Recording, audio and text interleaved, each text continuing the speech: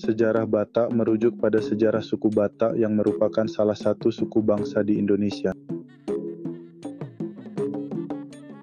Suku Batak terutama tinggal di wilayah Sumatera Utara, terutama di sekitar Danau Toba. Menurut catatan sejarah, suku Batak telah ada sejak ribuan tahun yang lalu. Pada awalnya, suku Batak hidup dalam masyarakat yang terorganisir dalam beberapa kerajaan kecil yang dikenal sebagai huta atau dolok. Setiap huta atau dolok memiliki pemerintahan sendiri yang dipimpin oleh seorang raja atau kepala suku. Pada abad ke-16, suku Batak mulai berhubungan dengan bangsa Eropa, terutama melalui perdagangan.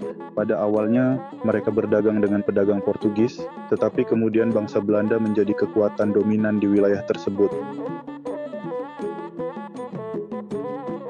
Hubungan dengan bangsa Belanda membawa perubahan signifikan dalam kehidupan suku Batak, seperti masuknya agama Kristen dan pengaruh budaya Eropa.